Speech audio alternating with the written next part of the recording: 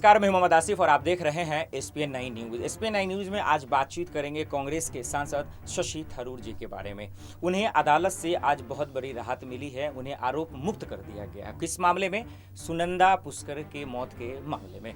उन पे उससे पहले उनके बहुत बड़ा आरोप लगा था और यही वजह है कि लगभग 7 से 8 महीने के बाद आज उन्हें अदालत ने आरोप मुक्त कर दिया। अब आप सोच रहे होंगे कि आखिर शशि थरूर जी की इस मुद्दे को लेकर बात करने की क्या ज़रूरत है।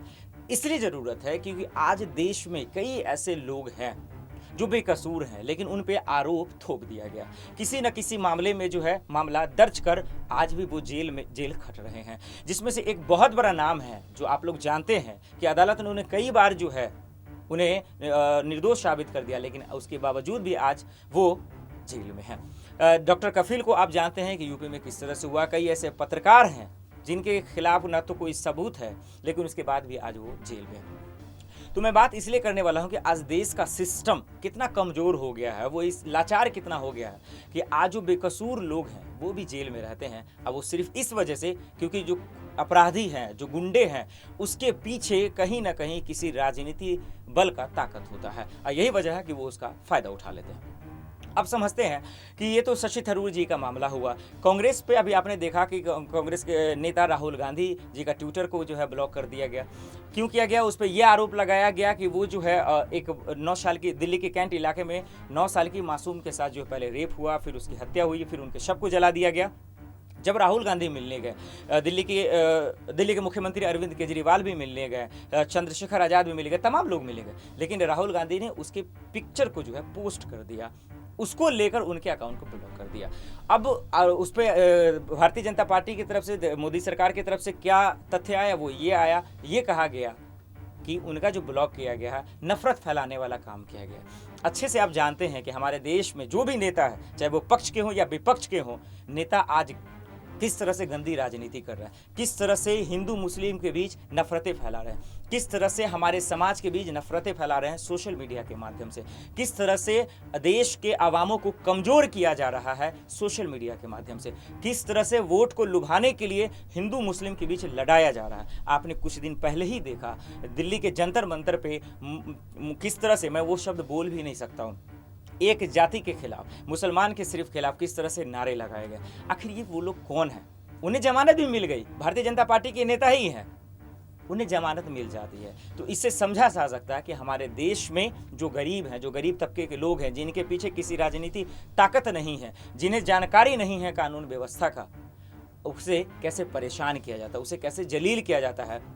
जिसके पीछे नेता का ताकत होता है, राजनीति का ताकत होता है, वो कैसे कैसे घटना को अंजाम दे देते हैं और उसके बाद जब जेल जाते हैं तो 2 से 3 दिन में ही उन्हें जमानत मिल जाती है। इसी से आप एहसास कर सकते हैं हमारे देश का सिस्टम कितना कमज़ोर हो गया है, कानून व्यवस्था कितना लापरवाह हो गया है और जो पुलिस प्रशासन है, जिसकी जिम्मेदारी है आम लोगों की हिफाजत करना, हमारा आपका हिफाजत करना, उससे वो किस तरह से महरूम है। तो ये जो मुद्दा है शशि थरूर का, जो अदालत ने उन्हें जो है आरोप मुक्त कर दिया है, इससे साफ जाहिर होता है कि देश में कई ऐसे मामले हैं जिसका कोई ना तो प्रमाण है ना तो सबूत है, लेकिन इसके बावजूद भी आज कई लोग जेल में हैं। आपने देखा कि पहला फेज का जब लॉकडाउन लगा था, तो उससे पहले किस तरह से एक जाति को लेकर किस तरह से नफरतें फैलाई गई मीडिया के माध्यम से। आपने बहुत सारे एग्जाम्पल हैं जो आपके सामने हैं। तो इसमें सवाल ये है कि हमारे सिस्टम को स्ट्रॉन्ग करना बहुत ज़रूरी है, हमारा जो कानून व्यवस्था उसको दुरुस्त करना बहुत ज़रूरी है। तो इस बीच में अभी इलेक्शन है, यूपी में इलेक्शन है, कानून व्यवस्था को लेकर हमेशा से सवाल खड़े होते रहे हैं। कहा जाता है सरकार की तरफ से कि गुंडों के अंदर जो है डर पैदा किया गया, अपराधियों के अंदर जो है कानून व्यवस्था का डर पैदा हो गया है, लेकिन आज भी दिन दहाड़े गुंडागर्दी हो ही रही है, लोग आज भी महफूज नहीं हैं। तो ऐसे में लोगों को यकीन करना सरकार के बयान पे लाजमी है कि वो कैसे करें, क्योंकि जब कानून व्यवस्था दुरुस्त हुआ है तो फिर इस तरह की घटना क्यों आते हैं। जब कानून व्यवस्था अच्छा हुआ है तो जो मासूम लोग हैं वही आज जेल में कैसे हैं, और जो अपराधी हैं, जो बलात्कारी हैं, वो जमानत पे आज दिन दहाड़े गुंडागर्दी कर रहे हैं, ऐश मौज कर रहे हैं और घूम रहे हैं, जिसमें से कुलदीप सिंह सेंगर है, चिमयानंद है, बहुत सारे नाम हैं।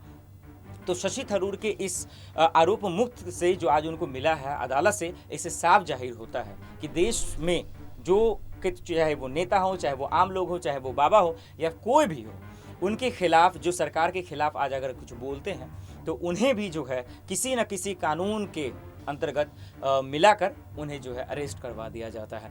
तो ये आज देश में बोलना सरकार के खिलाफ भी एक बहुत बड़ा जुल्म साबित होता जा रहा है। तो ऐसे में आम लोगों का डरना लाजमी हो गया है। लेकिन फिर भी यूपी में चुनाव है तो आप लोग डरे रहें, क्योंकि जो सच है वो एक दिन सच होता ही है। तो शशि थरूर के बारे में इसलिए मैंने बात किया कि कई ऐसे नेता हैं जिनके ऊपर फालतू के आरोप लगाकर जो उन्हें जेल में डाल दिया गया और आज नकल उन्हें जो है कि आरोप मुक्त कर दिया जाता है। तो ऐसे में जो आम लोग हैं वो हमेशा ज़िंदगी भर फंसे रहते हैं। बहुत सारी ऐसी घटनाएं आपके सामने हैं। अब कोशिश करते हैं हम लोग, यही आज इस वीडियो से बनाने का मकसद यही है कि जो लोग देख रहे हैं, ख़ास करके जो नेता अगर देखें तो उनको समझ ये आए कि कम से कम किसी पे आरोप प्रत्यारोप लगाने से पहले एक बार सच को जानना बेहद ज़रूरी है। फिलहाल के लिए इतना ही। बाकी खबरों के लिए देखते रहें SPN9 न्यूज़। नमस्कार।